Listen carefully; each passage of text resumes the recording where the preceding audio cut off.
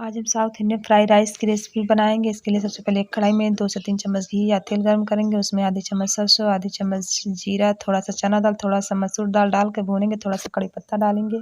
इसके बाद यहाँ 8 से 10 काजू, थोड़ा सा लहसुन, अदरक और थोड़ा सा हरी मिर्च, एक कटा हुआ प्याज बारीक, उन्हें डालकर अच्छे से भून लेंगे। इसके बाद हम 2 से 3 कटा टमाटर, नमक, थोड़ा सा हल्दी, थोड़ा सा लाल मिर्च पाउडर डालकर भूनेंगे।